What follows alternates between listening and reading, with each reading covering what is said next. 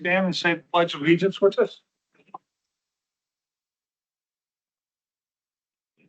To the flag of the United States of America and to the republic for which it stands, one nation, under God, indivisible, with liberty and justice for all.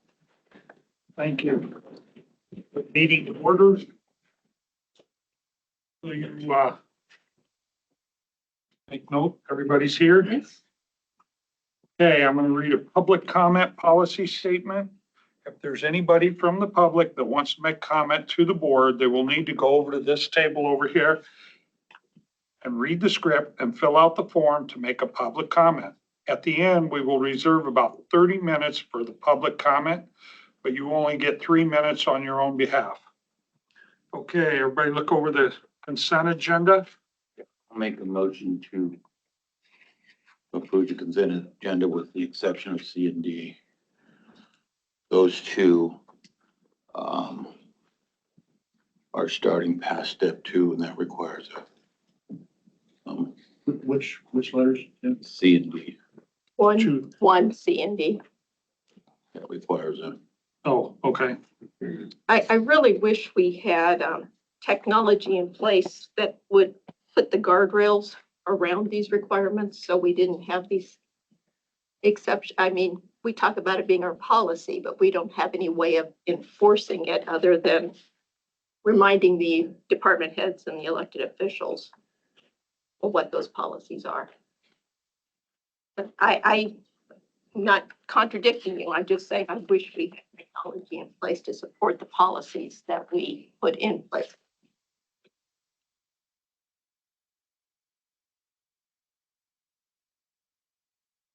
Okay, we'd like to take off 3A also and postpone that for a week or two.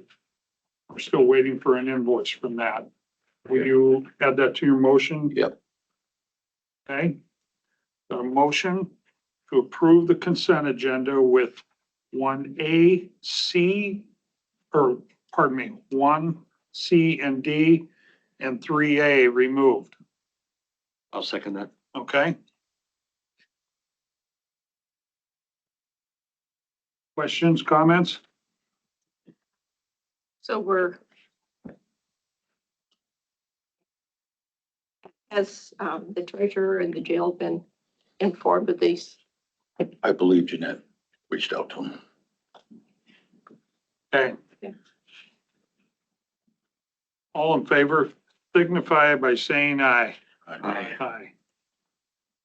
Those opposed, motion carried. Okay, we got some new hires in here. You want to introduce them? Tom? We have Kyle Meyer. He's the new addition to the roads crew on the east side of the county. He stays out of the central shop as a truck driver. He's on the Culver crew. Okay. Good. He started a month ago, but that Tuesday we had snow, so he was busy plowing snow. And Well, we've thanks been for snowed doing that. under with our spring work, so we're finally making it in. How are you doing so far? Really good. Okay. It's catching up fast. No pressure today. No pressure at all. Thanks for coming in, Kyle. Thank you. Let's see, is there anybody else? Elections? Yes.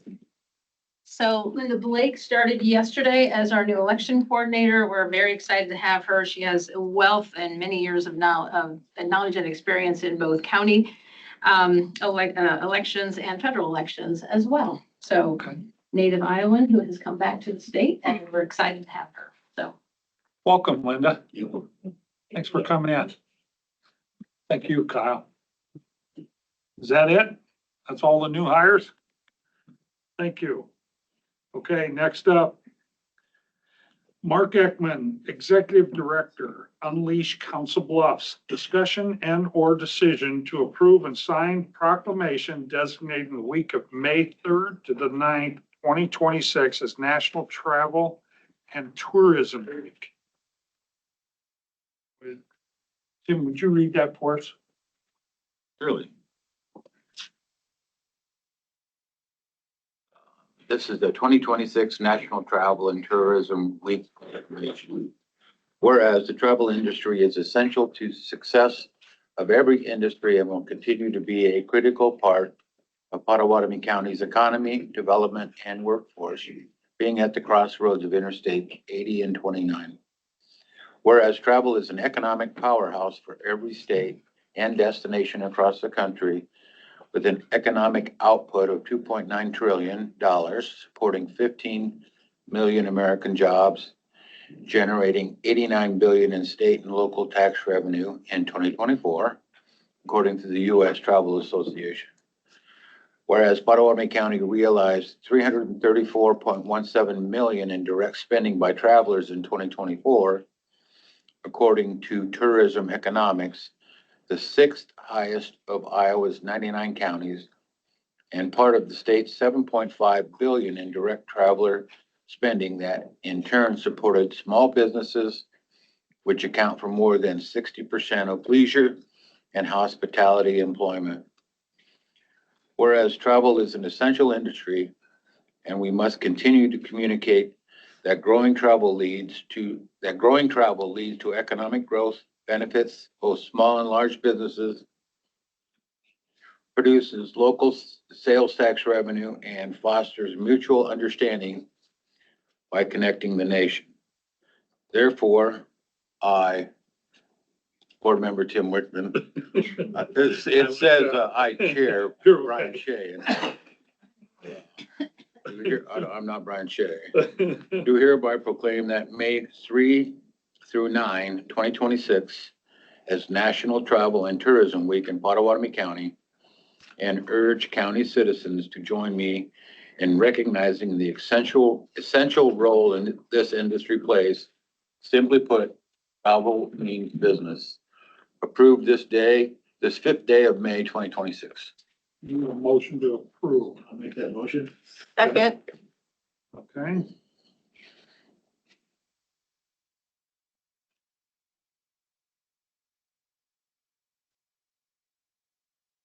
Marianne, would you do roll call? Chairman Shay. Aye. Supervisor Miller. aye. Supervisor Jones. Aye. Supervisor Jorgensen. Aye. Supervisor Wick. Okay, Mark, you want to speak to this? Yes, I do. Thank you for affording me some time on your agenda. Along with myself, we have team members from Unleash Council Bluffs as well as the Potawatomi Tourism Committee present in the room right now to be a part of this proclamation. We certainly appreciate you issuing that again this year. One of the things that I wanted to also point to, I left you all a copy of the 2026 Council Bluffs and Potawatomi County Inspirational Guide. This is a joint project of the Potawatomi Tourism Committee as well as Unleash Council Bluffs. Through the financial support of the committee as well as the advertisers that allowed us to do this and create handiwork in terms of graphic design and layout. It's a 44-page piece that certainly is intended for visitors, but also residents, because sometimes we forget those great amenities in our own backyard or don't realize that, hey, we could take advantage of this or that. It's widely distributed through the Iowa Welcome Center system. We also use a service called CTM Media Group to distribute here in the Metro, as well as in Des Moines, Sioux City, and St. Joe. So just wanted to draw your attention to this. Also wanted to celebrate a win with you. I don't know if you've noticed it, but there's some Welcome Center signs on Interstate 29 and 80. 3 of them going in both directions. One fairly large sign that's over the roadway, then one right at the South Expressway exit, and then a trailblazing sign that is located on the off-ramp, again, for both directions. And just an example of what kind of impact that's making, we know 3 parties of visitors saw the sign yesterday and came to our office, since we are an official Iowa Welcome Center and have been since January of 2022.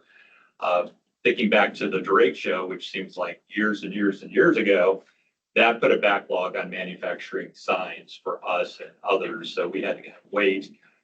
We're told that they were going to be manufactured in the spring and put up in the summer, but they apparently caught up with the backlog and got those up, and it's really making a difference already. The other thing I wanted to draw your attention to as a part of our celebration of National Travel and Tourism Week is that there's a collaborative effort between Unleash Council Bluffs and Visit Omaha, where we determine the best of in 4 categories in the 2 counties, Potawatomi and Douglas. And if you haven't seen the announcement, we try to started pushing out yesterday, I'm here to recognize the best of in the categories of attraction, hotel, restaurant, and retail business. And I'm going to start with retail business. Central Perch, just up on Pearl Street, has been voted the best retail business in Potawatomi County. Now, this is not a scientific survey. It's rather a measure of the passion and interest, support that these businesses and attractions generate off of how well they do, their customer base and friends and family. Allison Knudsen is here as the owner of Central Perch, which is a play on the name of the coffee house in the sitcom Friends, Central Perk.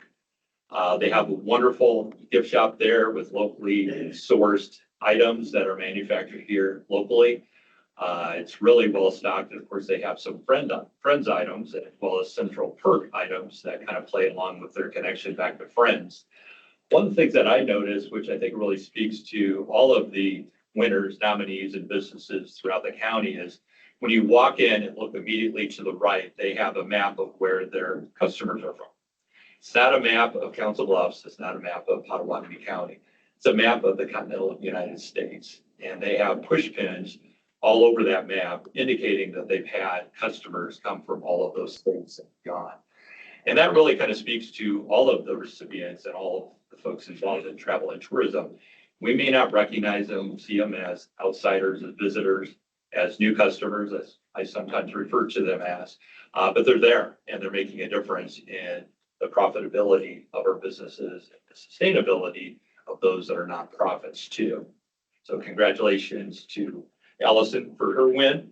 Also want to recognize the best lodging in Potawatomi County, which is the Judge Richard Distillery Airbnb. It's great to be able to say that we've got lodging that far into the county, but it's very striking, the exterior of the distillery, what they have there, as well as the interior for the sampling or tasting room, along with the banquet space that's there on the main level. And then their Airbnb units are down below underneath.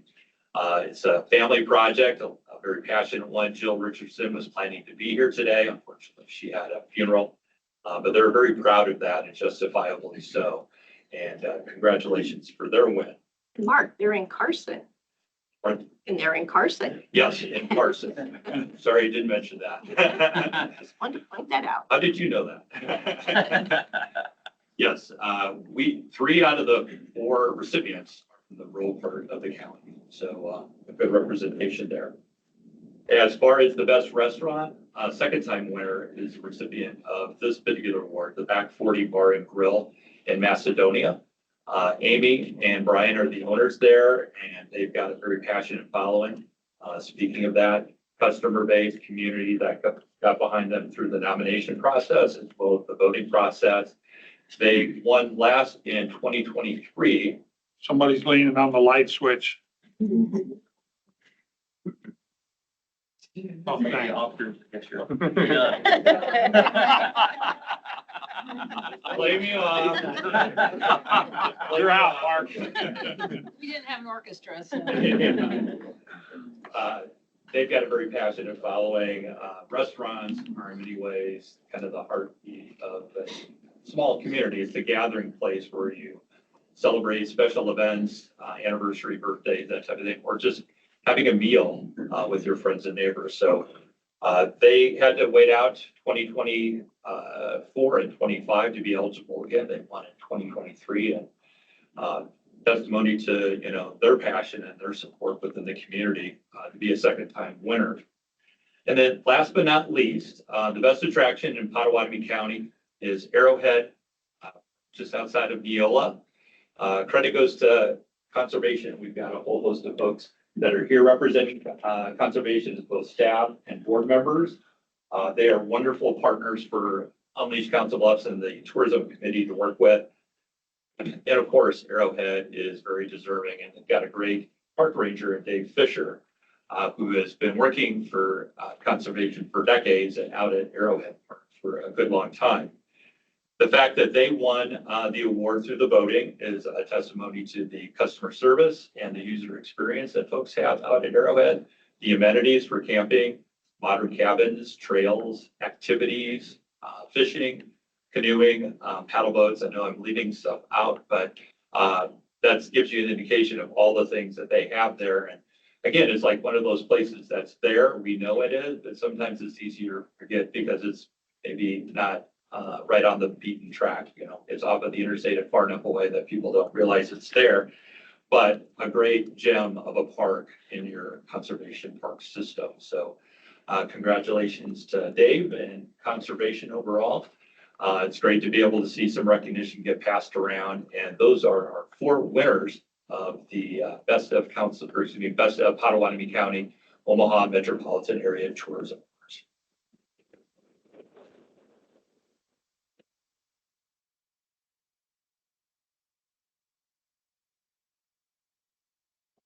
Picture or anything? Did you get that?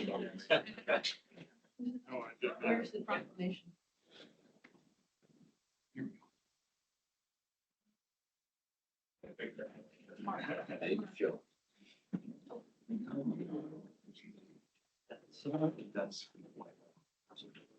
I made. Hey, who did you see? Bring it up for you. We're gonna get every time. Oh, wow, right here. Hold on a second, we gotta finish signing. You can really. Okay, you're right.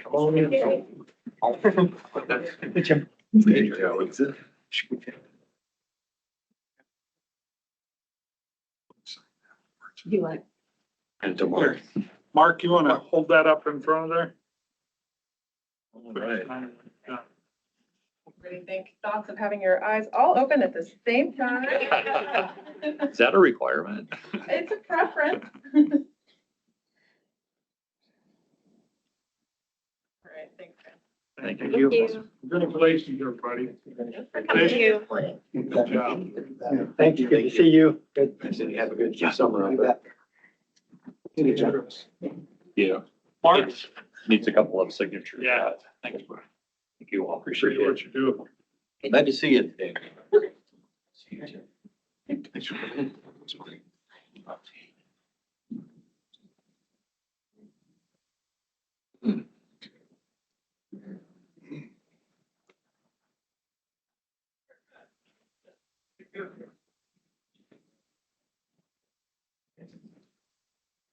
You. Okay, next up. Tammy Francisco, Community Relations Manager, Mosaic, update on Mosaic. Hi, Tammy. Hey, how are you? We're good. How are you? Cleared out the room again.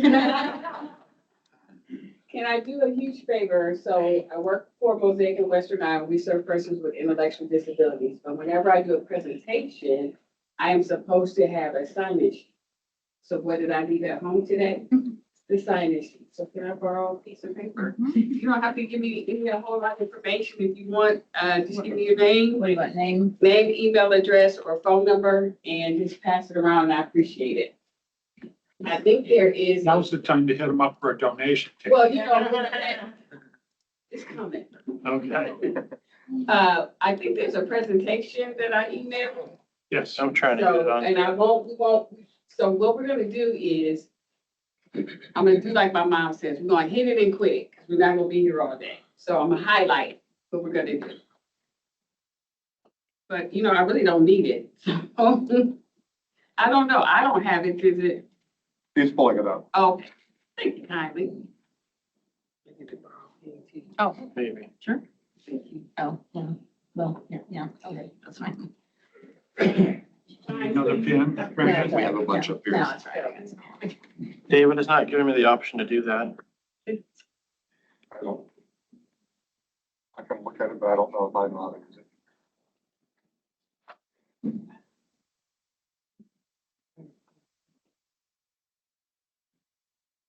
I'm like a share here. Nice like. Tammy, do you need a presentation to work from? You know what? No, I don't. So Mosaic in Western Iowa serves persons with intellectual disabilities in the Western Iowa community. My agency territory goes from Council Bluffs up to Sioux City, over to Denison, and all of the communities in between. Our persons that we serve with intellectual disabilities range from persons with diagnosed disabilities as well as mental health, behavioral health, traumatic brain injury, and autism. So those are the persons that we serve. We have a unique position here in Iowa.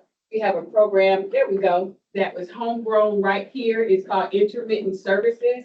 And that's when a person served by Mosaic receives services for a small part of the day for a week.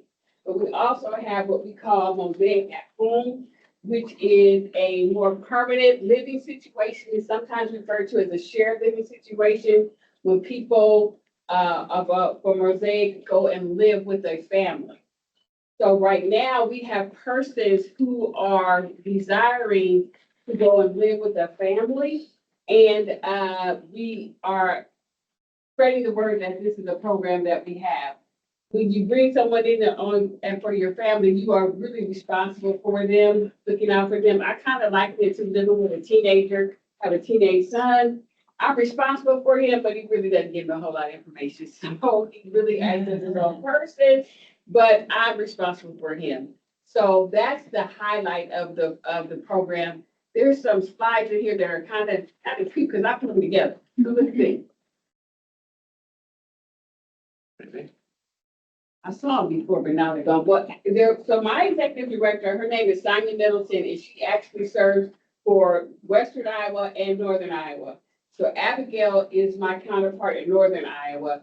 Janet and Sonia are our area directors because we're all becoming one Iowa. Because we do the same responsibility in different parts of Iowa. I'm Western Iowa, we have Central Iowa, we have Southeast Iowa, and then we also have Northern Iowa. So our mission is embracing God's call. We relentlessly pursue opportunities that empower people. That's what I do. I'm the community relations manager. I get out and share the word about Mosaic and what we do and the people that we serve. We have a vision with the changing face of healthcare because we believe that we treat the whole person. So when you are bringing someone into your home, you're responsible for that whole person. So we not only handle healthcare, we not only go to doctor's appointments, we handle their physical needs, we handle their social needs. My thing is the financial needs, their spiritual needs. My thing is I'm more of the community relations person. I want to get to a point where when you walk outside, you see somebody with intellectual disabilities or different challenges, it is not something that's abnormal. It's just part of our world. I don't want our person served to be treated differently. I want them to be accepted. So that's my goal. That's why I'm here spreading the word. Mosaic has a 113-year history. We started in Axtell, Nebraska with Bethany Mission. We are very Lutheran based because the pastor that started Bethany Mission was a Lutheran pastor, Pastor Dahl. His best friend was Gustav. Gustav was an epileptic. They were walking down in town one day. Gustav had an epileptic episode. Gustav was jailed. So when Pastor Dahl went to visit him, not only was he jailed, but he was unclothed. And Pastor Dahl said, there's got to be a way to treat people who are different from us. So he went to his congregation, 52 families gave $1. They bought a house. They started Bethany Mission. 1925, we merged with Martin Luther Homes that came out of Sterling, Nebraska. And that's how we became, well, they started in 1925. We merged in 1913. And that's how we became Mosaic. So the two entities coming together. So we're in 12 states. We serve over 700 communities. And we are basically our goal is to let the world know that not only are our persons served here, but they're valuable. And so go to the next slide. I just want to get that message out there. If I don't do anything else, I want to get that message out because our persons served, they have the same hopes and dreams as you do. They have the same hopes and desires as you do. My goal is to make sure that those hopes and desires are acknowledged and shared with the community. One of the things that's coming up for me is we have what we call our Partners and Possibilities event, and it's happening next Thursday at over at St. John Lutheran Church, right down the street, maybe that way. Okay. So at 633 Willow Avenue, we are going to have our annual fundraising event. Now, the goal is, of course, it is a fundraising event, but my goal is to fill the seats in the room because I need for you to hear from persons who are served by Mosaic and not from me. So that program, we will have a testimonial from a parent who is, she's a parent who has a child that is living in a shared living situation through Mosaic at Home, but she also is a Mosaic at Home provider. So she has a very unique perspective because she has a dual role within Mosaic. And then we also, you'll hear from our executive leader, of course, but then you'll also hear from a lady who is well known in the community. And she is the one person that brought all of that together. So her name is Jean Bonker. She and I are in a networking group together. And she said, Tammy, I got somebody I need you to meet. And so from there, we began the services for Janice Farrell and her daughter, Andrea. And so she's now in the Mosaic at Home program, and she's living away from her mom. And I want you to know how important that is. So for the longest time, we told people, go to a group home, go bring your child to a group home. But research shows that when you take the person out of the group home and put them in a family setting, there's so many things that are so much that they grow in so many ways. One of the things is their medications are reduced by 60%. Now just think, if you're living in a group home and you have to build relationships with people who are working three 8-hour shifts a day, you meet with over 500 people in your lifetime. So if you want to get some attention, you might mimic behaviors of somebody else. Well, when you're out of that situation, out of that living environment, and you come and you live with a family, and I'm caring for you, and I'm watching you, and when I go to the doctor with you and I say, Tammy doesn't distribute those behaviors, I don't see it. Guess what? My medications are reduced because I'm actually not having those issues. I was just mimicking behavior. So the shared living is great. The research shows that it's a great environment, but it also lets your person served become the individual that they want to be. Sometimes when we leave the nest and we go someplace else, we actually come into our own. And that's what's happening with Andrea. She's not living at home with her mom and she's becoming her own person. So the shared living experience is very, very valuable. It's research-based, but it's just an overall benefit for the family. And then with Janice, she brought somebody into her home who needed some assistance, and now they're best friends. So if you want to hear that kind of story, you can come to our we call it a Partners in Possibilities event on Thursday. Just let me know. I will make room for you. There's a light breakfast, and when I say light, it's light. So don't come hungry. So it's a light breakfast. But it's just an opportunity for you to hear from people who are served by Mosaic. So I thank you for your time, and let me know if you have any questions. Thank you. Tammy, is that this Thursday you said? That's this Thursday, May 7th, over at St. John Lutheran. It is early. It's from 8 to 9. So if you don't have anything else to do, let me know. Over there last year. Yes, you did. Susan and Brian came last year. And what did you think of the event? A lot of energy. Yes. Plus, I met your daughter. She's got a lot of energy Yes, too. she does. I don't know if I should apologize for that. Nice lady. Thank you. Well, thank you, Tammy. Thank Really you. appreciate that. Thanks for doing your work. Appreciate Okay, any questions, comments? Very worthwhile. Okay, next up, what should be committee presentation of 2026 first quarter employee recognition winners. And I'm supposed to read this. We're excited to announce the first round of quarterly employee recognition winners for 2026. The county recognition program is based on 5 pillars that define how we engage with citizens and with each other. Service and accountability is shown through exemplary customer service, customer navigation, follow through, and timeliness. Ethics and integrity is demonstrated by being kind, going above and beyond, and giving extra effort. Job knowledge and skills is exemplified by those who improve efficiency of processes, offer and implement ideas, and lend a helping hand. Professionalism is exhibited by those who carry out the county values, exhibit business acumen, teamwork, initiative, and are reliable. Self-management is defined by independence, stepping up, longevity, composure, and good time management. Okay. Who's on the committee here? Jamie. Yep. Okay. You got things to say? I would just say that, well, we have a subgroup of selection committee members, peers we choose from amongst all the entries from the quarter. We narrow that down into our quarterly winners. And so this will be our first quarter of 2026 winners. All of these winners will be eligible for our annual award at the end of the year.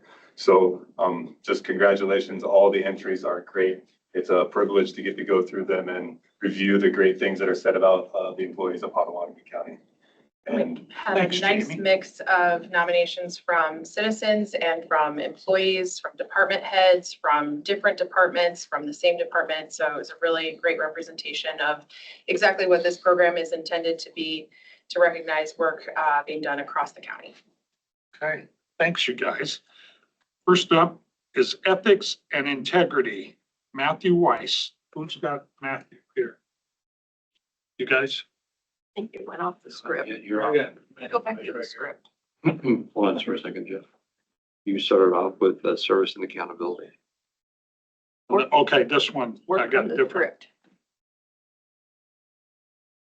Okay, go up with Scott. Here's what we got. Scott was recognized by Scott Mefford, Recorder's Office. Scott was recognized by a citizen for being extremely helpful when they were trying to get their marriage and birth certificate. He walked through options with them, and they were very grateful for his help, information, and excellent service. This. Scott, did they get married? I tried to talk him out of it, but I think. Thanks, Brian. Appreciate it. Thanks, Scott. Oh, turn it There around. we go. There you go.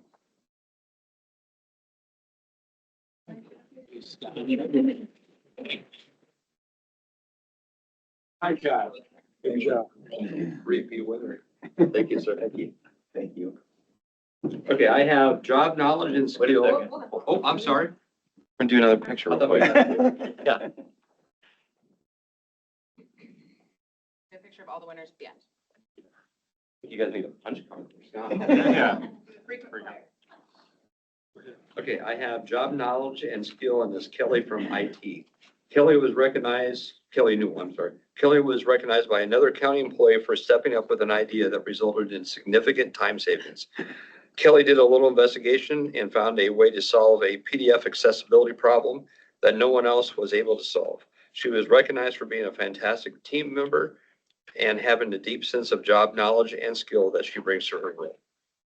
Kelly, line up.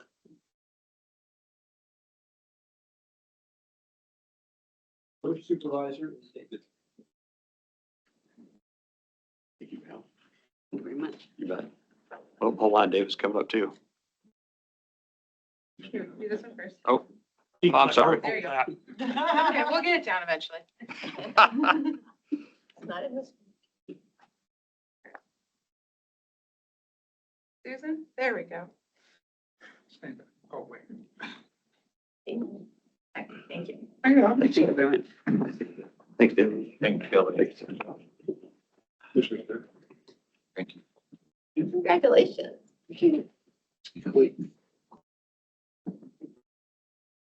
Hey,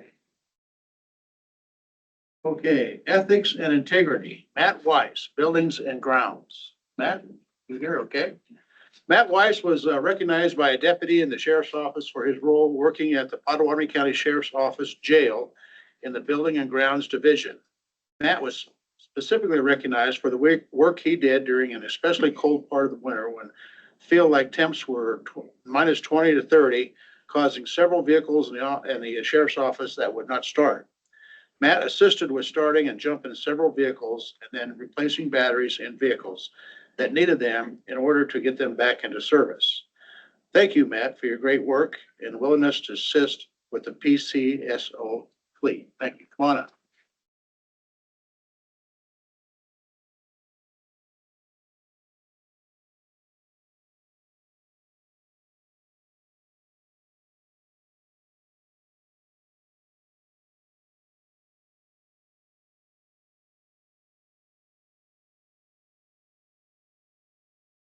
Jason, come on up.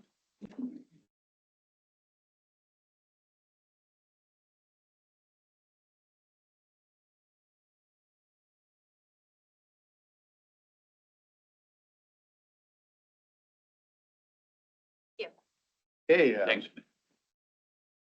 Congratulations. Thank you, sir. Thank you. This work. All right. Professionalism, Garfield Coleman, Safety and Risk Management. Garfield was recognized by a fellow department head for his work going above and beyond.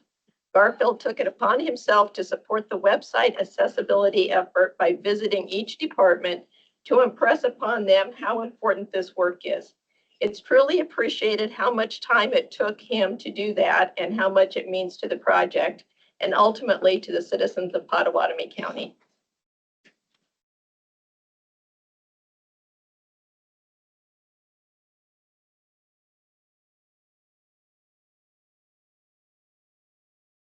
Congratulations. That's a big project.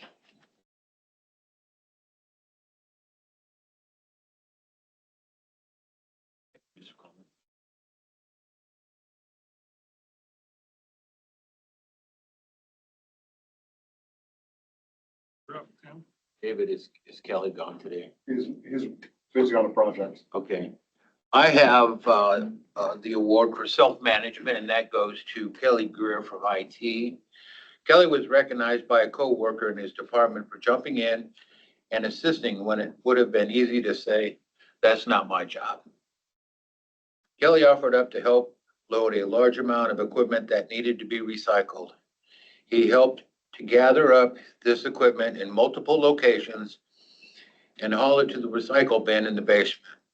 It is so appreciated that he volunteered and helped, even though it wasn't his job. So Kelly, if you're watching, thanks for your hard work.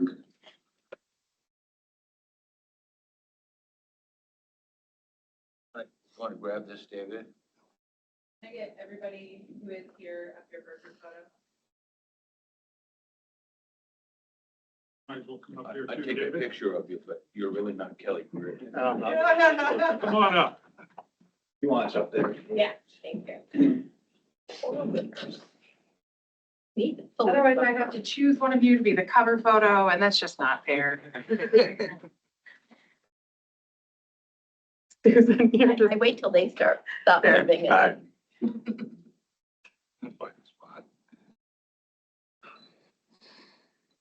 Congratulations. Thank you, everybody. Thank you. Thank you. Thanks again, Kathy. Really appreciate it. Great work. Andrew, Yes. he's here every quarter. You must be teaching him everything you know. I have a lot of relatives.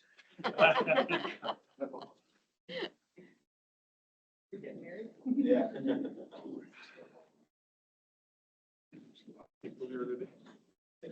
Okay, thank you. Next up, Maria Seaton, Administrator, Public Health, Trish Barnhart, Jail Administrator, and Kayla Schmiel, Lieutenant Sheriff's Office. Discussion on a decision to approve and sign proclamation designating May 6th to the 12th as Nurses Week. I'll make the motion to approve. Okay, I'll second. do a roll call, please. Yes, Chairman Shea, Supervisor Jorgensen. Aye. Supervisor Jones. Aye. Supervisor Miller, Aye. Supervisor Wickner. Jeff, would you read this one? National Nurses Week Proclamation 2026, May 6th to the 12th, 2026. Whereas nurses in the United States, including registered nurses, licensed practical nurses, nurse practitioners, and other nursing professionals, constitute our nation's largest healthcare profession. And whereas the depth and breadth of the nursing profession meet the diverse, and emerging healthcare needs of the American population across a wide range of settings, including on the front lines of public health and community care.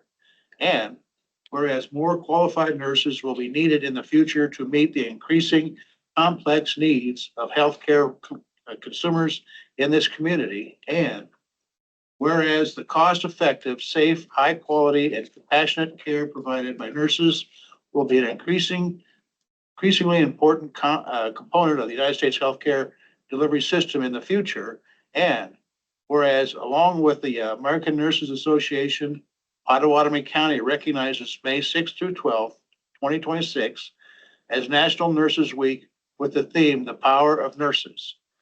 Honoring nurses' unparalleled impact, their extraordinary contributions to healthcare, and inviting all to celebrate the power of nurses. Therefore, be it resolved that the Potawatomi County Board of Supervisors asks that all residents of this county join in honoring all registered nurses, licensed practical nurses, advanced practical nurses, and nursing support staff who care for all of us. And be it further resolved that the Potawatomi County Courthouse, along with buildings and landmarks across the county, will be lit red for National Nurses Week in support of the Nurses Light Up the Sky initiative, honoring nurses, raising community awareness, and encouraging local engagement. Approved this day, 5th day of May, 2026.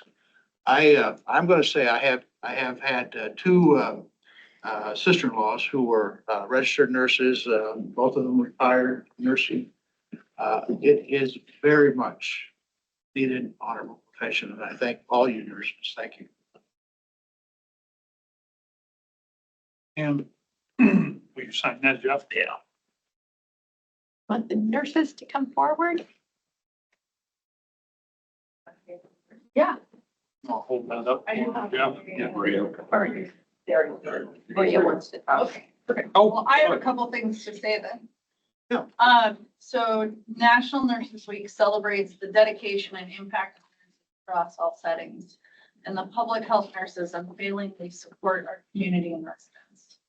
Last month for Public Health Week, the nurses shared some of the programs that they work with. So Rebecca talked about the tuberculosis program. Nora spoke about her reproductive health and HIV/STI testing at Iowa Western. And then Jenny talked about her role in jail, providing education and testing. So some of the other programs that they work on are the WIC program, providing health screenings, nutrition education, breastfeeding promotion and education, assuring nutritious foods, and providing needed referrals for low and moderate income women and young children. They provide a long-lasting impact on maternal and child health. They improve birth outcomes, child development, and reduce those health disparities. For the Vaccines for Children and Adults program, they provide immunizations to uninsured and underinsured children and eligible adults, giving them long-lasting protection from vaccine-preventable diseases. Immunization remains one of public health's greatest achievements, controlling or eradicating diseases, and nurses provide this essential tool to protect our communities. The Child Care Nurse Consultant Program, improving the quality of health and safety in early care and education settings. They assure safe environments for children with on-site assessments, reviewing policies, hygiene, medication management, immunizations, and playground safety. They also provide training and serve as that trusted resource for those caregivers. Public health nurses protect residents from communicable diseases. They educate on personal and reproductive health, and they connect individuals to resources that prevent illness and promote well-being. So I just want to recognize our nurses, along with nurses everywhere, for their dedication to our community, for their compassion, and the impacts that they make.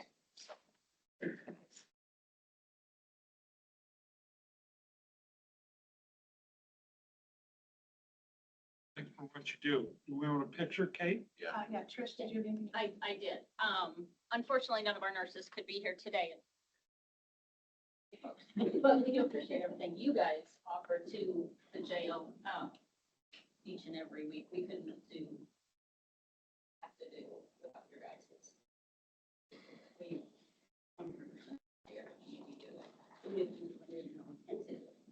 So, working in corrections, as we talked about last week, is a very unique work setting. It's even more unique for our medical staff that have to work with, well, we all know with mental health hospitals closing down and mental health facilities closing down, the jail becomes the new mental health facilities for our local communities. With our nursing staff and our medical staff, being there and having that, as mentioned, the compassion to deal with a very unique, a lot of times, an environment that is dangerous for them to do the work that they do. When you're dealing with somebody that maybe is withdrawing from whatever it is they may be withdrawing from, going up and having to give them a shot can become a scary situation. And if we couldn't do it, if our nurses weren't dedicated to working with that special population. They could very easily go out into a hospital or into a hospital clinic and double the money that they're making.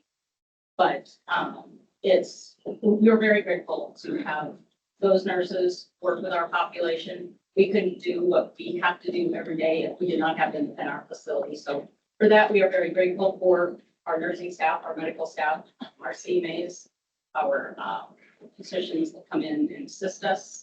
Although they're not nurses, we couldn't do any of it without all of them together as a team. So again, thank you very much to my nurses, who unfortunately couldn't be here today because we had unfortunate one quit over the weekend. So everybody is working the floor right now. So they were unable to be here and be present to speak right now. We'll catch them later. Thank you, Trish. Want to come forward? Come forward and get a picture, Maria.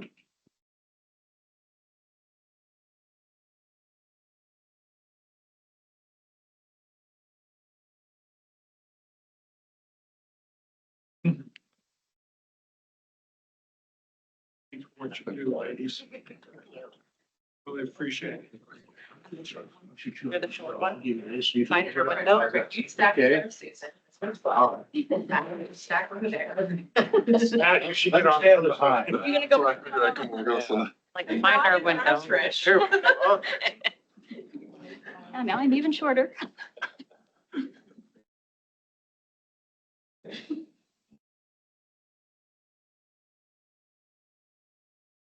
Thank you, ladies. You gals do more than doctors do for patients. Yeah. I'll tell you that.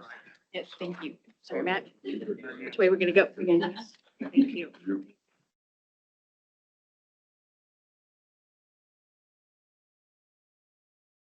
Thanks for coming in. Thank you.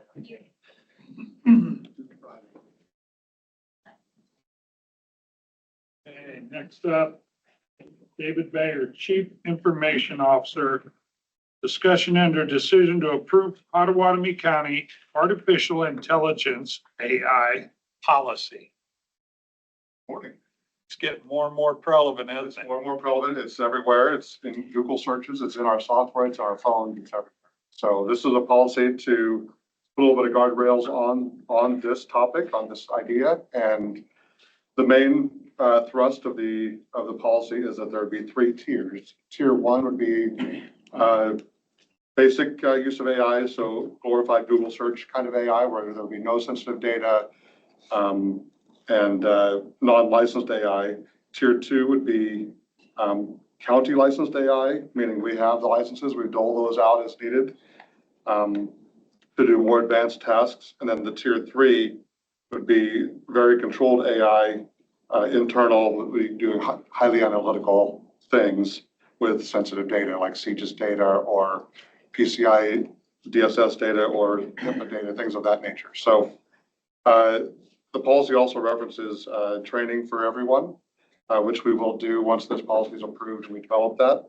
And then it also references that there should always be a human in any AI process. So we should not let AI just run amok. We need to have humans involved in the steps. It also references when do you disclose the use of AI? So did I use AI to make document X? How do I disclose that? When do I disclose that? Those kinds of things. So that's what the policy in general discusses. The process so far has been the AI committee has developed this.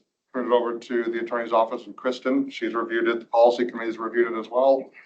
And so now we are here in front of you looking for approval. David, who's on the AI committee? I don't have the list right in front of me, but I can give you some names. Kate is on it. There's 3 folks from my team, and Andrew Dewey, Anthony McCartney, Matthew Reeves. Garfield is on there. Jake Head is on there. Chris Wood from WIC is on there. Who am I missing? Kristen is kind of an ad hoc member as needed, but not necessarily a direct member. That's the general group. I'm probably missing somebody, but I can certainly shoot that out to you. Well, on the news, they talk a lot about AI. They think by this year it will surpass human intelligence. Even if we're watching the news, sometimes you'll see on the screen, AI was used in making this story. So AI is definitely influencing what we read and see every day. And videos, a lot of AI videos. You go to YouTube, you can kind of tell now, but I think someday we might not be able to tell. It's in the courtrooms. It's everywhere. Questions, comments? I do have one. Okay, go ahead. David, I looked this over, and my only question to you would be, how would you ever police the use of AI? We're gonna have to rely on whistleblowers to some level. Because I don't know that because it's gonna be in our software. It's gonna be in, you Google search and you're using AI, right? It's AI is the results. So there's not gonna be a lot of monitoring other than we're gonna have to rely on each other to know when someone's misusing it incorrectly. So that would be IT and your responsibility? It'll be the committee and IT together. Yep. Is the ticketing system updated to log a minute ticket when you want to report these violations? Or if you getting our sensitive information out into the AI world is something we have to guard against at every point. And if it happens, we need to respond quickly. Absolutely. We have not updated the ticket system. You can submit a ticket regardless. It doesn't have to be an AI specific ticket. We just need someone can put a ticket at any time saying, hey, I need to use AI for this, or I want to use AI for this, or I need some training, or I saw this happen and I don't think that's a good use of it.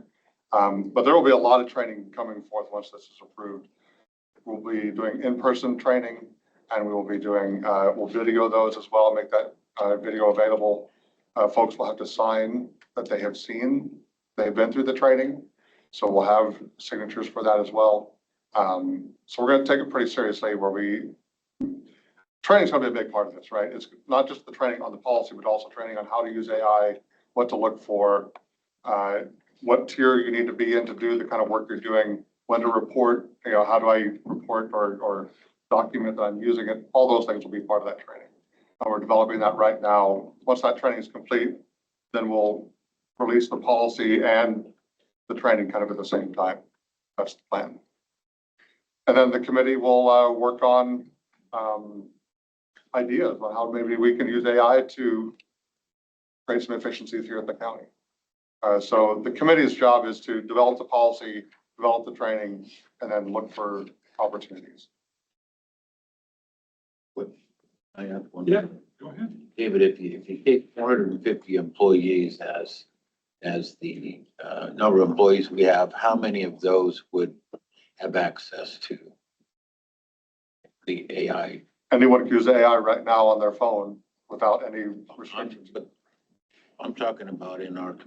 Well, in tier 1, anyone can use it, but everyone should have the training first. Okay. Are people using AI? Yes, they are. But we need to get the training out there too. But people are using AI. You can go to ChatGPT right now and type in a question and give you the answer. And that's just happening. Okay, one more.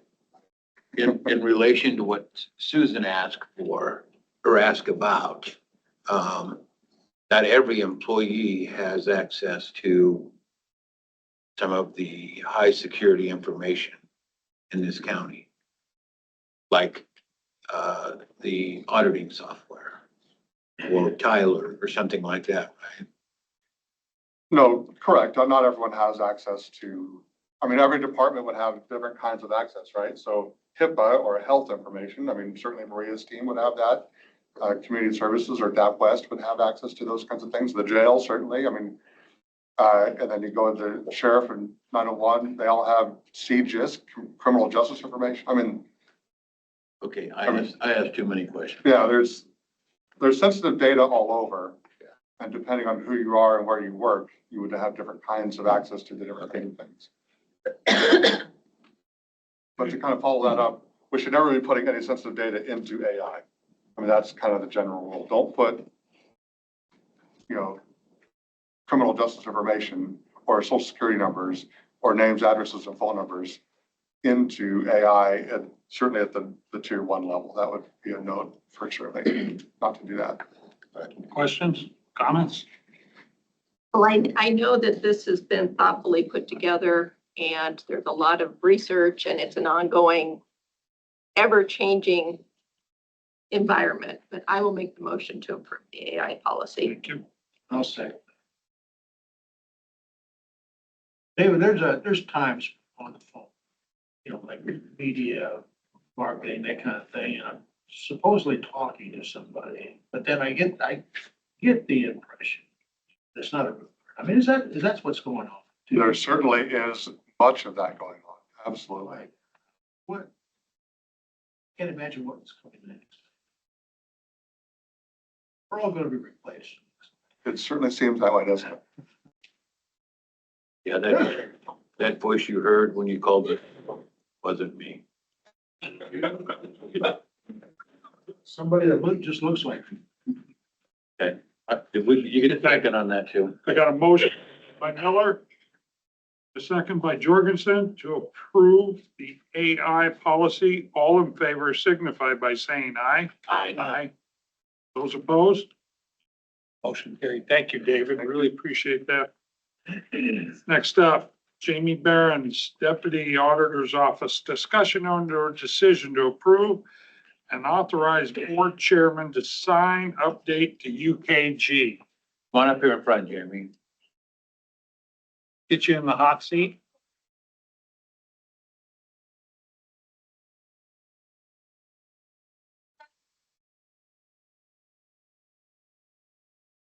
I just need, for you guys to discuss whether or not you're gonna approve the work to be completed through UKG.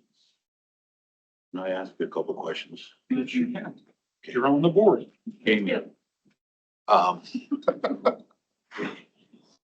There were like 2 phases to this, right? There's a couple of different things that we're asking for them to work on. So Okay. really, we're asking for them to come in and start with training. Kelly and I both being new to the county, haven't really received the back end training to UKG. That's really where we're wanting to start and then move into. So if I remember, I don't remember the exact numbers, but the first set was about 27, 28,000, somewhere in there, right?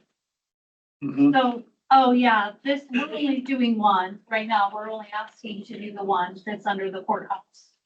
Okay. I don't have any issues with that. I think it's very important that we get everybody on the same program. Make Kelly Fisher happy, all that good stuff. I had some contact with the auditor's office and we can pay for that out of gaming, out of the miscellaneous vendor repair and maintenance line. And I think I spoke with, I think you were in on the email too, maybe, I don't know if you were or not. But so I would make a motion to move forward with that and take it out of that line item in the board's budget. Which number is that? Want the number? Do you remember? I do. Was it the 0019? It's 0030190000004 144700000. I missed that. I'll get that information to the auditor, if that's okay. Thank you. There, I'm sorry, there's we budgeted 400,000 in that line item. So far, we have spent 60 out of it. Okay. So we should have plenty of room in there to get us to the end of the year. Questions, comments? You want that as part of the motion, that it comes from that fund? I think that's important. Yeah. Motion by Wickman. I need a second. Second. Okay, and it's really not an update to UKG. It's to enter into a contract with WorldGate. So WorldGate is the third-party vendor that we would be working with to get the system updated. Okay, and have you worked with WorldGate in the past? I personally have not, but the county has contacted with WorldGate 2 or 3 other times for similar projects. Okay, and has our county attorney reviewed the contract? Yes, Matt Walker reviewed it this morning and he said he is good with it, based off the information I talked to him about. Firewalls in place. So it's a cloud system, so it's not on our county or on premise. But we would have, we would give WorldGate access. They'd sign an NDA as part of that. And so they would have access for a time as they're helping during this project. Thank you. I will second the motion. No, I think Jorgensen Oh, already did he? did. Okay, Yep. I missed it. Got a motion by Wickman and a second by Jorgensen to approve. All in favor signify by saying aye. Aye. Those opposed? Cool, Thank you. good. Let's get going. Okay. We'll stay right there. Kelly Fisher, payroll and benefits coordinator, and Becky Lenahan, finance and tax officer, auditor's office. Discussion on their decision on county insurance account balances and transfer of funds. Becky is ill today, and so Okay. Kelly is gonna take the lead on this. Okay, Yes, so we are asking that we transfer $125,000 into our insurance account to cover cost for our insurance invoices, premiums, things of that nature. We have been short in that account, and so the treasurer has been having to put money into the bank account to make us whole. Which then they're losing interest on that money, so we're requesting funds to be put into that account. We are starting to put things in place to hopefully prevent that from ever happening, reconciling the bills. We're getting census information from Walmart to make sure that everybody has the correct coverage level and we're taking out the correct premiums. how often have we done that, Kelly? Since I've started. Every month, you mean? And is 125,000 enough? We believe so. We haven't ever hit that high. Just want to cover. Yes, just to make sure that there's a cushion in there. Where would we take this money from? Well, it depends Sorry, on what it I is. don't have that information. Okay, no, I guess I'm more asking Mary Ann what way we would go with that. Well, is it, General stuff. yeah, are those costs, those extra costs because departments didn't budget for, certain type of insurance plans? I don't believe so. I think some of the discrepancies are coming into not having the correct premiums taken out. I know for our long-term disability, what I have been able to reconcile, we are not taking out the correct premium. We are low. And so we're paying here, but only taking out here. So the premiums that you are taking out of employees' checks are not enough? The long-term disability is the employer premiums, and so not enough is being taken from that aspect of it. So it's long-term disability, not health insurance. It comes out of the same account. It could be health insurance. Like I said, we're working on reconciling all of these accounts. I don't know when the last time that has been done. And so I have started it. Unfortunately, it's kind of a big process and I have not had a chance to finish it yet. Part of this is still our unraveling of the previous situation in the payroll office. We're still, as I say, unraveling systems and processes that were in place for quite a long while until last fall. And Heather, are you, with Becky's absence here, and I'm the exact fund, I don't remember what she had said, the exact, that we were gonna roll the money over. Which fund? Yeah. She thought. Amy.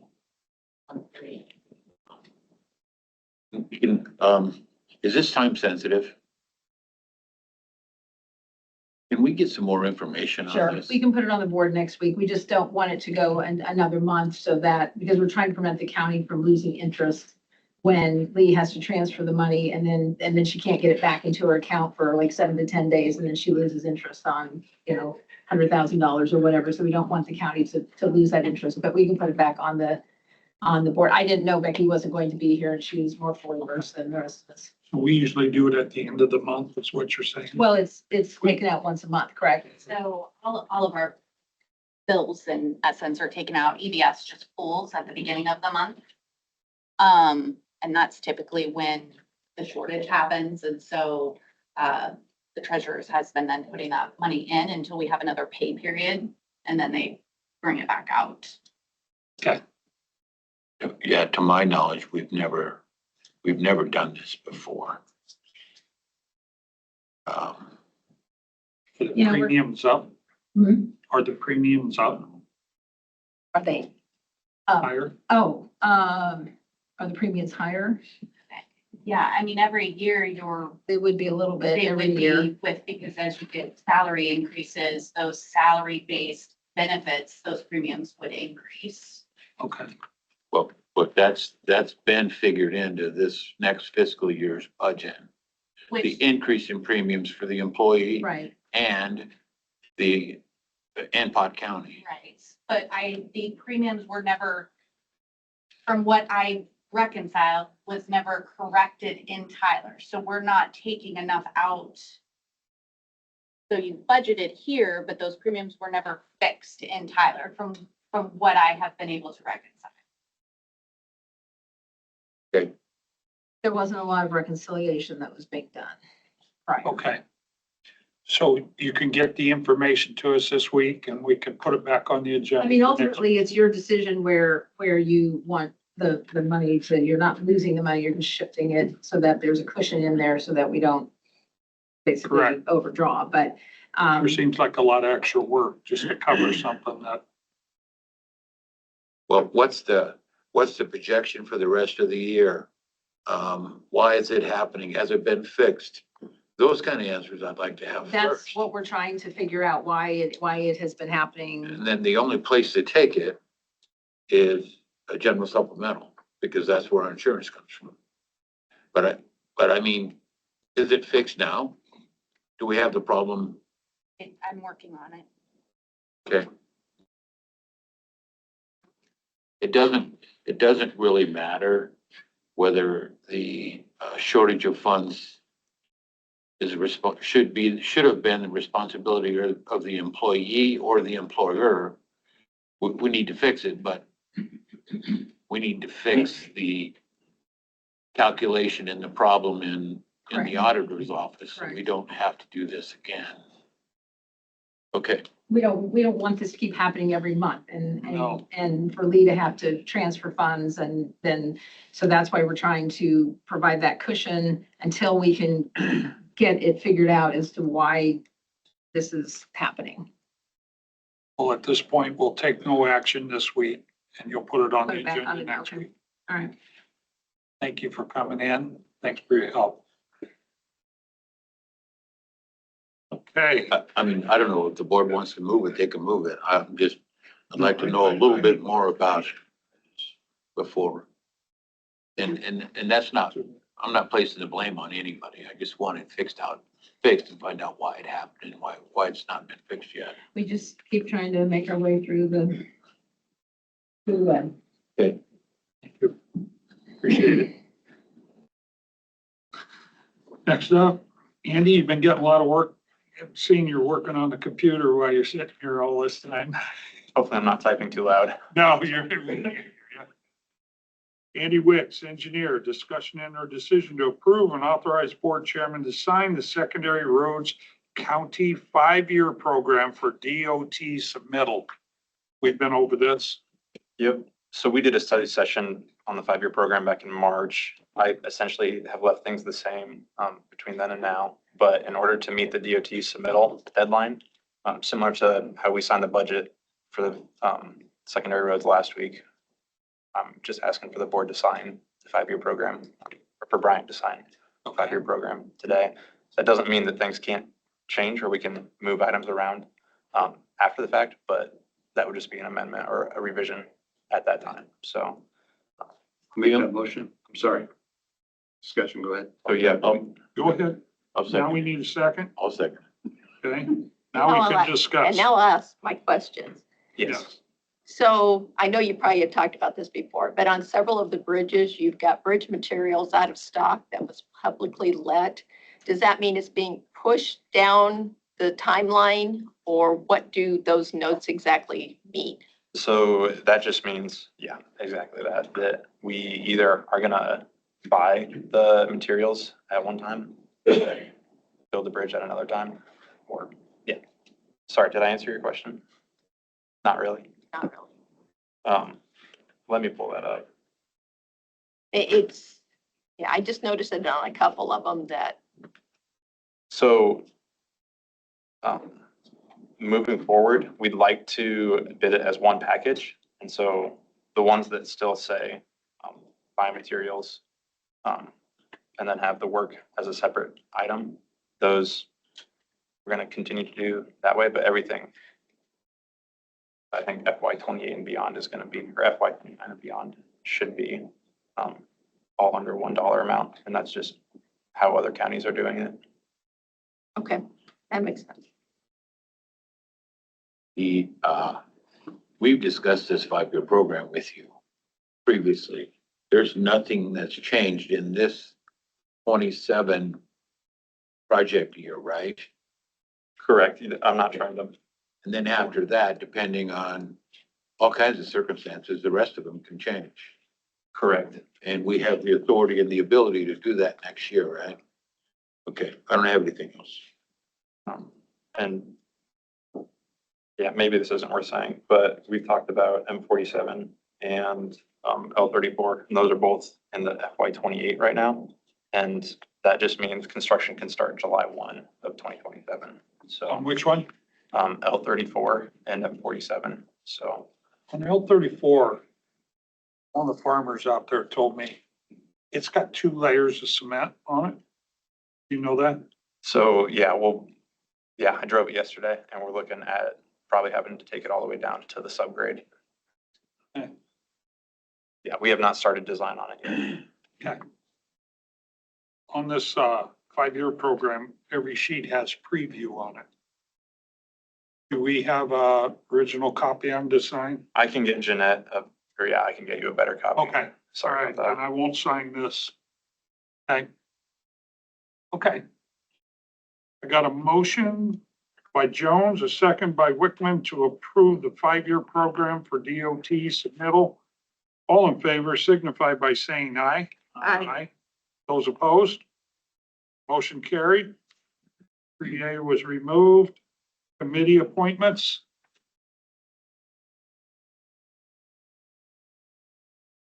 Jeff, you want to start us off? Yeah, let's see. Well,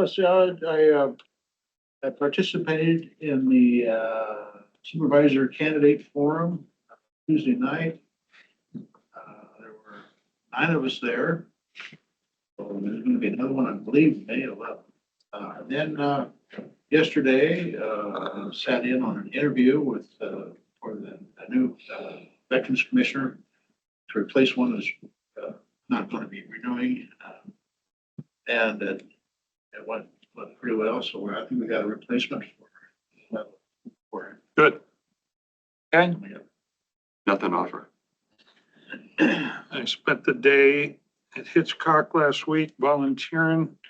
The board and Trails Committee. And was in here a couple days, then done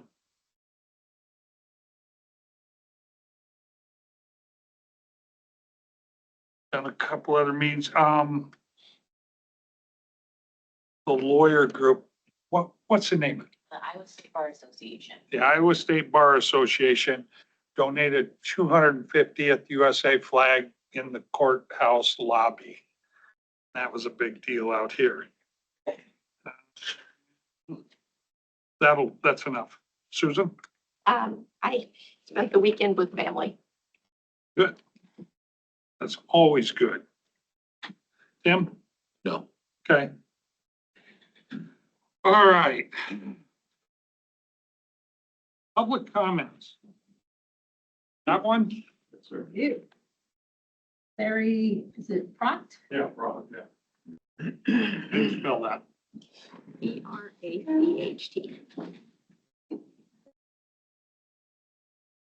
Pracht. Larry, you come up, you state your name and address, and then you got 3 minutes. Pratt, Pracht, address 20734 Pioneer Trail. And I'm wanted to address the problems I have on the corner of Pioneer Trail and was that 270 or Wabash, whatever. 275 at one time, I think. Okay, my issues are the, what's going on there. The problem I have is with the bikers.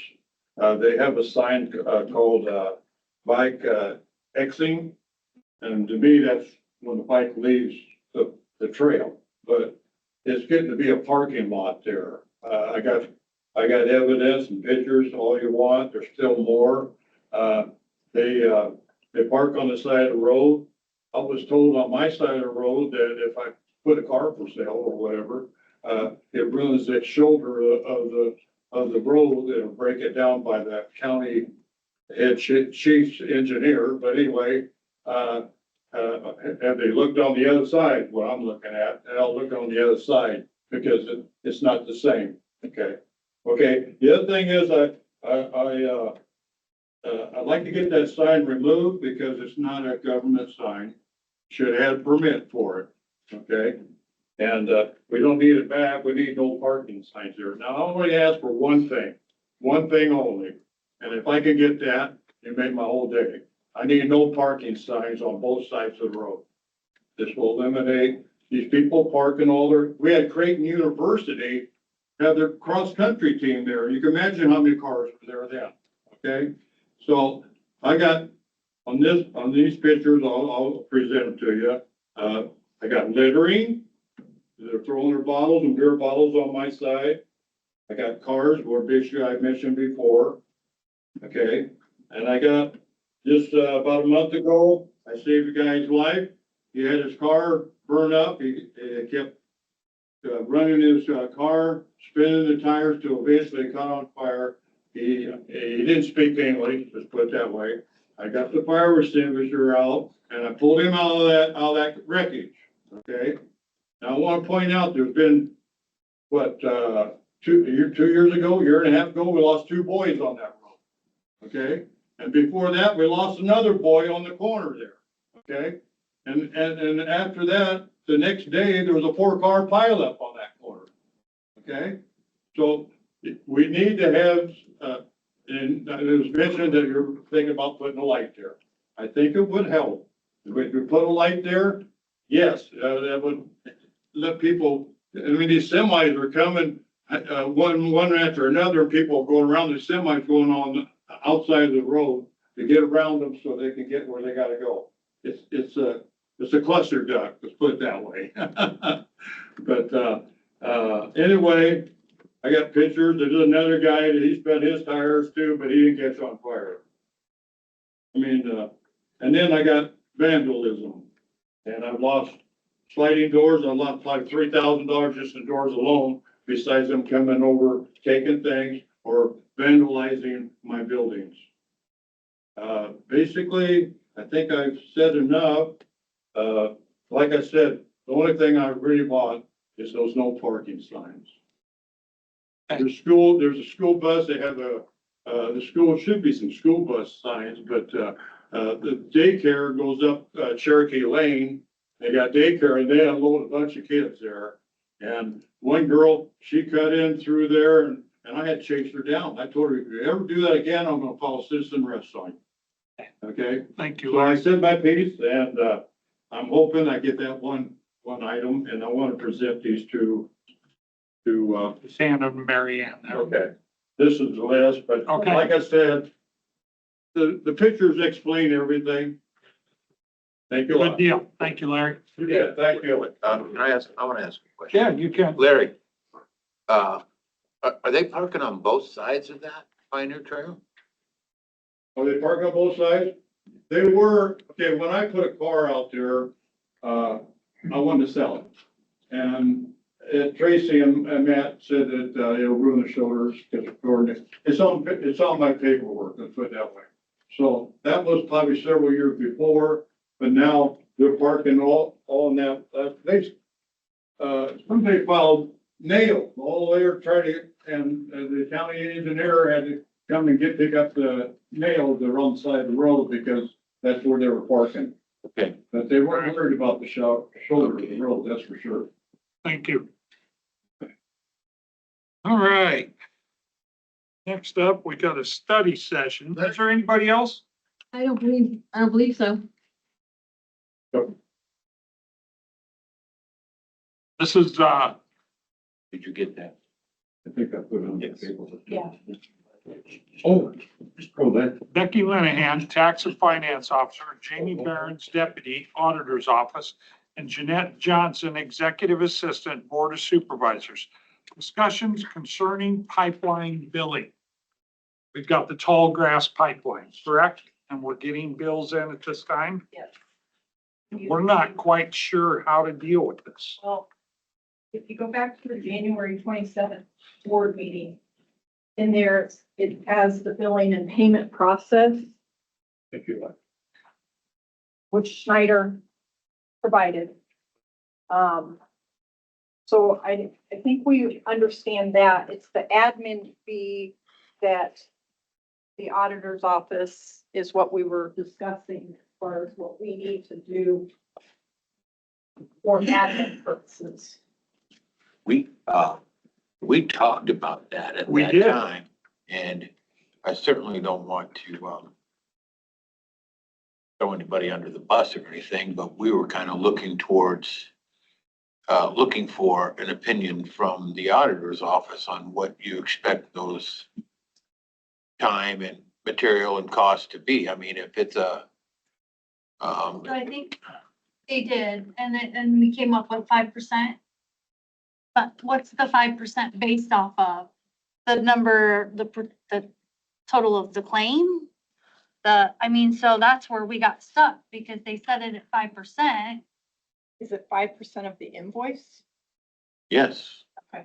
What, I mean, what else would it be 5% of? Well, I mean, that's the question, because each invoice is obviously gonna be different. Vastly different. You could get a $20 invoice or a $10,000. And the time. The time is always gonna be the same for our department to do that. Mm. That's Well- why really, Are we looking at the 5%? Are we looking at the entire project? And we're hoping that that'll cover things. You got something, Andy? My recommendation would be to do a 5% or a percentage base, just because it's going to be over $100,000. And so I'm assuming that the How county, much is the job going in Pot County? Were we over 1 million? Maybe 2? yes, but we only pay the inspection service portion. So it's over $1 million of physical installs, but we're just paying we're the pass-through entity for the inspection services. So the inspections are maybe 10% of total cost. So call the inspections $200,000. Mhm. So we would charge either a by invoice fee of $200, X dollars, or my recommendation would be a percentage of each invoice. And some invoices are gonna be $2,000 or $4,000, like the one we just got, and some are gonna be $30,000. So, I'm not too worried about a small invoice and that us losing money on the labor of one or two small invoices. I think that it benefits the county by having a percentage-based fee. But that's just mine. Did Schneider have any recommendations? They recommended the 5% based off of their work with other counties. I believe in one of the emails that I had read was 5%. Yeah, I forget the county, but they're also doing inspection services for a county on the east side of the state, and that county is assessing a 5% fee. Oh, and they're also working with Mills County on the same project. And it would be helpful to have, I would think, for them to have the same process for both counties.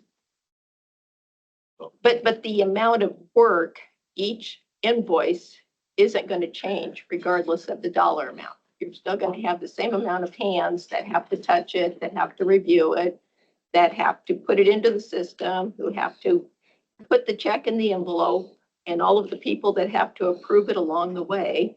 And we've got 30 days to turn it. Yes, because we have to send the invoice to Tall. The county has to send that. Schneider sends their invoice, they send it to Andy. And then from my understanding is we create an invoice for our part and then it goes to Tall Grass. And they But cut a wouldn't check back to us. a larger invoice help pay for the smaller? And that's why we averaged out the 5%. That could be, I mean, because I I think haven't, that's true of any project. It's like the engineers, when they do something, they got a percentage of a project and they got to do different billings and stuff. on March 17th, there is an email that went to Andy, it looks like, that indicates that the county plans to charge the 5%.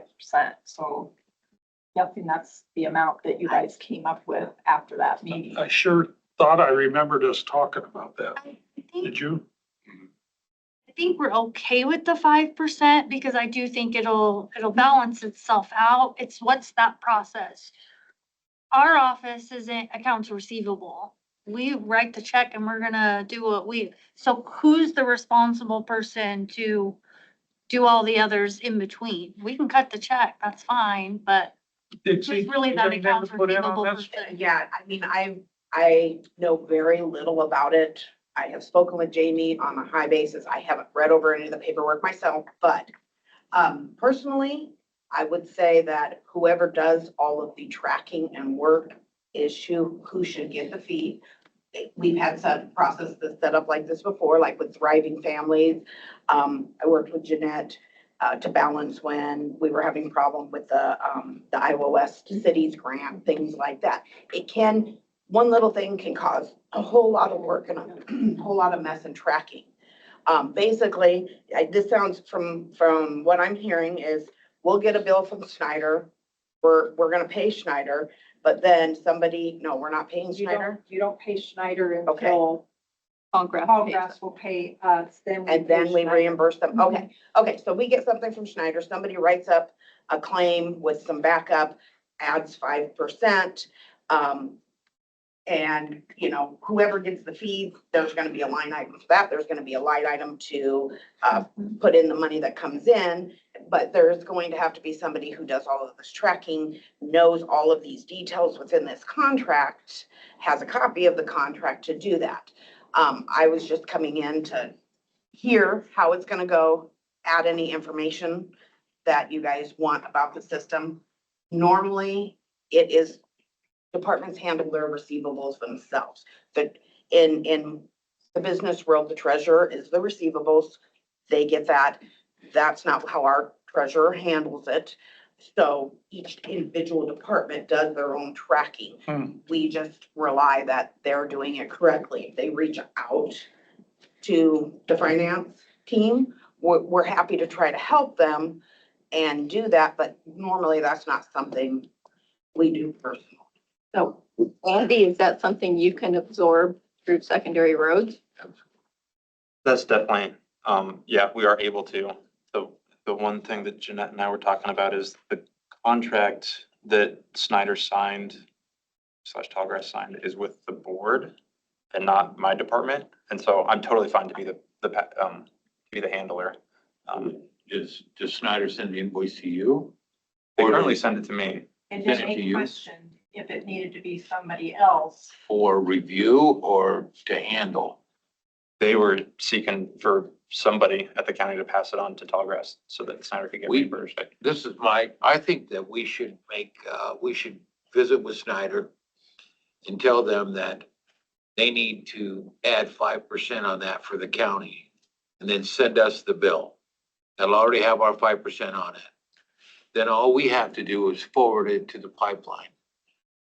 There's no sending it here and sending it there. I mean, Yeah, I like that idea. put the 5% right on their invoice. Have them put it on, and then we send that invoice into the pipeline. But then when we end up reimbursing Snyder, is there that amount? Because you don't wanna. Yeah, you the know, have that 5% less. Okay. Yeah, I mean, as long as that's when we do bill them, we make sure that we take that off. Yeah. Because there's a difference, adding 5%, and there's a different, when you do that, and then you take 5% off to get a different number. Correct? It can be depending on the rounding. We want the larger amount. You're right, right. But yes, I honestly, I believe rather than, and I mean, there can be people that have a different opinion, but if the auditor's office is in charge of it, we're not gonna know if the work was done. I don't know that we should own it. I think Yeah. either the board owns it or secondary road owns it and. And that's what I. If secondary roads is gonna do it, then you'll send what you got to Jeanette, and she'll send it to us, correct? What would happen is that he would submit it as a claim and accounts payable would send it to you, but accounts payable doesn't know if the work's done. His. That's what we need to verify. It'll just be like a regular invoice that comes through in a packet from roads. I mean, I can invoice them if that's what you're wanting me to do as far as Tallgrass.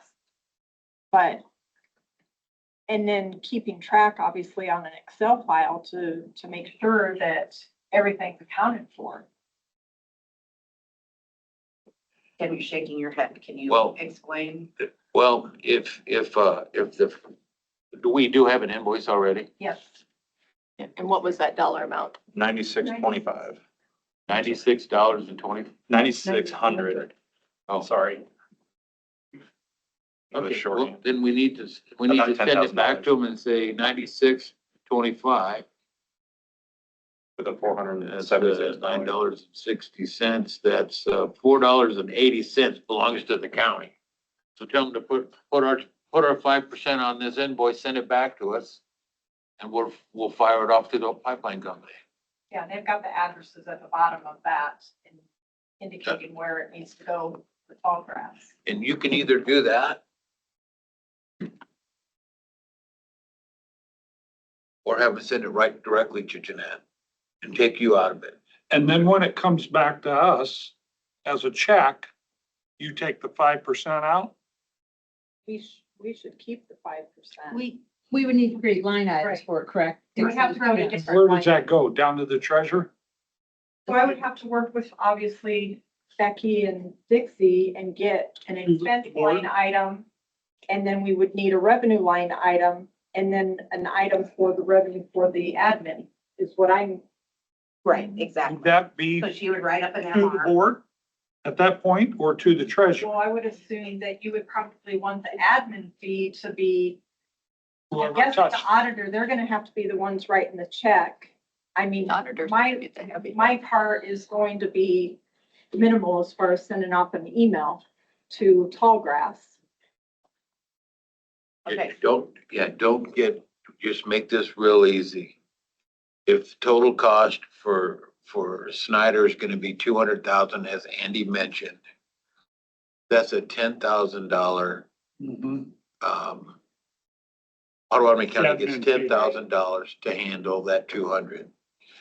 And so it's not a huge amount of money. Just make it easy. Tell Snyder to make sure they put the 5% that Potawatomi County is requesting. Send it to Jeanette. Jeanette can fire it to the pipeline. And that's when Jody or Dixie and Jeanette, Jamie can figure it out. Now, how is, if the invoices are going directly to Jeanette, how is she gonna know the work or whatever has been completed and it's okay to pay? Schneider is doing it on a monthly basis. Okay, so it's not as Yep. work is completed. Right. Snyder's our go-to They're billing us on a monthly confirmation. Okay. Now, I know Iowa Code wrote something specific for CO2 pipeline management and put this process in place where the pipelines had to pay for independent inspections. And I just didn't know, I haven't found the specific code. Maybe somebody else has already looked at it, but I didn't know if there was a restriction on the dollar amount or what the admin cost could be added. So the law does not specify a limit. Okay. We could go higher. We could, Mills County just said that they currently are not charging a fee. Okay, so if the Summit pipeline goes into play on the east side of the county, parallel to Highway 59, which I haven't heard anything about for a long, long time, we would expect to replicate the same process for that pipeline. So whatever we do here could be used again, but we want to make sure we do it right this time, so it'll be right next time. So are we sure 5% is enough? Well, and I think when I talked to Matt Wyatt, I thought he said, those were like 12% is what I was thinking. What, See, I thought we talked about a higher amount. yeah. I know there was even a 7 or 7.5 thrown about. So, I mean, it can be a discussion. Maybe we bring Matt and Andy back in next week and have it a discussion or decision to set. Would that be better? I'm okay with that. Yeah. Well, the more people we got in on it, we want to make sure we're not losing money on any of them. Well, and then that's the whole purpose of the code, is to make sure that the county doesn't harm themselves by having to support this process. Mm-hmm. I think it's just reasonable costs. Okay. Is the language in the code. Because some counties don't have as high as expenditures as we do. Wages, different things like that. That's something that, so they could possibly do it for 5%. Maybe we need to, I'd like to hear the other thoughts. So. I think it'll be simplest where Snyder's the same for both Mills County and Pot County, and Tallgrass is the same, that we should use the same admin cost. And you said that Mills County is not doing any admin cost. Correct. So they're doing nothing. Oh, So they're I eating. don't want to do that. no, we don't want to do that. I don't think we want to do it for free. I don't care what interest rate or percentage rate you guys want to come up with.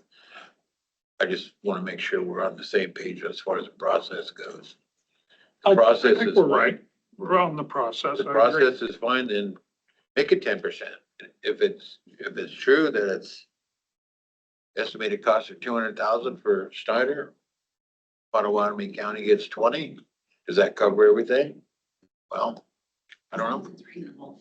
I mean, if we could look at the paper and see how much time the county spent in processing these documents, it has to be a reasonable fee. So I don't know how many hours it takes for the county to do any of the processing. Thanks. So 20% is much higher than reasonable, we will not be in good shape. So I would not recommend doing an amount that would not be based on actual cost. All right. It's primarily a 90-day project. So we're looking at 3, possibly 4 payments. So if we just charged 5,000 extra for each one, then we only make, I mean, it's a different amount than if you get 20% or 5% of the total cost. I don't know if that made sense. You said 5,000. Did you get I just- 5%? No, I just threw 5,000 out Oh. as Blanket? a blanket. for- Okay. I just know there's a lot of hands that will touch this. There's a lot of audit. There will be a lot of, we'll be answering questions to the state auditor about it. I just want to make sure that we've got all of our cost covered so that it's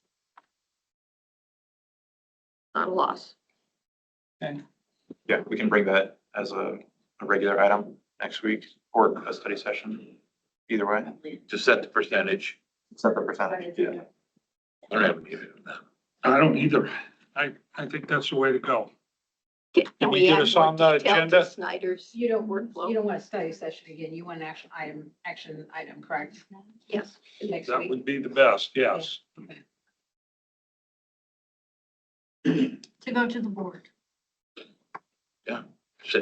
Percentage. Yep. No, I meant like, And so when we who- get, and so when we who- get the 10%, then where does the 10% go? The revenue? Does it go to the board or the auditor's office? It would go to the board The board. because they're the one that's doing the tracking. But Okay. Don't look at me like that. I'm crossing. You know what? I'm not, it doesn't really matter. It's gonna go in the general fund cash reserves that. Very true. I mean, you can give it to, well, you can't give it to Andy, but you can give it to the audit or attorney's office if you want to. Andy will just blow it on frivolous stuff. Yeah. Roads, trucks, tractors, wages. What were you saying, Kristen? I'm sorry. I was just gonna say, if the board is the one that entered into the contract, it should probably go through the board. Yeah. I mean, to keep everything. So they technically own it, to be even to though keep others everything are, clear. so Okay. when the state auditor comes in, Jeanette, asks questions, get it on the it's agenda. the board that answers the Please. question. right, because we, Now, yeah, don't we worry. don't- The board is- Susie, thanks for coming in. Good conversation. All right, thanks for coming in. Thank you. Good morning. We're gonna have a little pause here before we go into closed session at 1 PM. We can dismiss. I don't think that you have to, adjourn the meeting. I think. No, I just said pause. I didn't. Would that be He said You it. can- you can stand at ease like the legislature does. at ease? Stand at ease. Stand at ease? Okay, Andy, thanks for coming in. Yeah, thank you for your time. Yep.